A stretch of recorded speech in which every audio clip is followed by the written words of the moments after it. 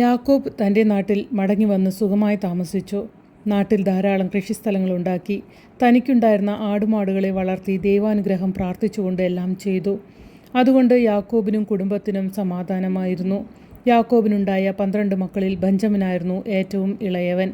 എന്നാൽ ബെഞ്ചമിൻ്റെ നേരെ മൂത്തവനായ ജോസഫിനോടായിരുന്നു യാക്കോബിന് കൂടുതൽ സ്നേഹം. അതുകൊണ്ട് അവനോട് സഹോദരന്മാർക്ക് വലിയ അസൂയയായിരുന്നു. അങ്ങനെ കഴിയുമ്പോൾ യാക്കോബ് ഒരിക്കൽ ജോസഫിന് പല നിറങ്ങളുള്ള മനോഹരമായൊരു കുപ്പായം കൊടുത്തു. അതോടുകൂടി സഹോദരങ്ങളുടെ അസൂയ വർദ്ധിച്ചു. ജോസഫിന് ദൈവത്തിൻ്റെ പ്രത്യേക അനുഗ്രഹത്താൽ സ്വപ്നങ്ങളുടെ ആന്തരികാർത്ഥം പറയാൻ കഴിവുണ്ടായിരുന്നു. അതുകൊണ്ട് സഹോദരങ്ങളുടെ അസൂയ വളരെ വളരെ അധികമായി. ജോസഫ് ഒരിക്കൽ തനിക്കുണ്ടായ 2 സ്വപ്നങ്ങളെപ്പറ്റി അവരോട് പറഞ്ഞു. ജോസഫും സഹോദരന്മാരും കൂടി വയലിൽ കറ്റ കെട്ടിക്കൊണ്ട് നിൽക്കുകയായിരുന്നു.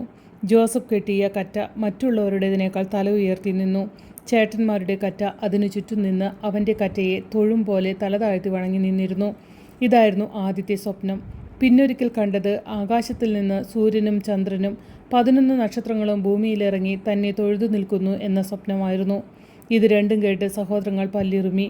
പിതാവായ യാക്കോബിന് പോലും അത് ജോസഫിൻ്റെ അഹങ്കാരത്തിൻ്റെ സ്വരമാണെന്ന് തോന്നി. ഒരു ദിവസം ജോസഫും ബെഞ്ചമിനും കൂടി പിതാവിൻ്റെ അടുക്കലിരിക്കുകയായിരുന്നു. ജ്യേഷ്ഠന്മാർ ആരും അവിടെ ഉണ്ടായിരുന്നില്ല. എല്ലാവരും അകലെ വയലിൽ പണിക്ക് പോയിരിക്കുകയായിരുന്നു.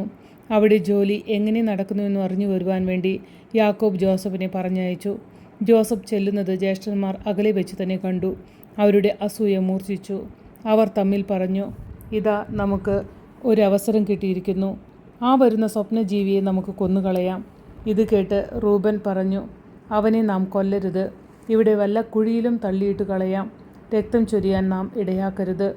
അപ്പോഴേക്കും ജോസഫ് അടുത്തെത്തിക്കഴിഞ്ഞു. അവരവനെ പിടികൂടി പലവണ്ണത്തിലുള്ള ഉടുപ്പ് ഊരിക്കളഞ്ഞിട്ട് അവനെ അവർ ആഴമേറിയ ഒരു പൊട്ടക്കിണറ്റിലേക്ക് തള്ളിയിട്ടു. അത് കഴിഞ്ഞ് അവർ ഭക്ഷണം കഴിക്കുവാൻ ഇരിക്കുകയായിരുന്നു. അപ്പോൾ ഈജിപ്തിലേക്ക് പോകുന്ന ചില കച്ചവടക്കാർ ആ വഴിയെ വരുന്നത് അവർ കണ്ടു. ആ കച്ചവടക്കാർക്ക് ജോസഫിനെ പിടിച്ച് വിറ്റുകളയാം എന്ന് അവർ പറഞ്ഞു. എല്ലാവരും അത് സമ്മതിച്ചു.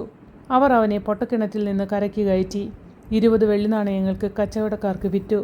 കിണറ്റിൽ തള്ളിയിട്ടെങ്കിലും റൂബന് പിന്നീട് വന്ന് ജോസഫിനെ രക്ഷിക്കണമെന്നുണ്ടായിരുന്നു.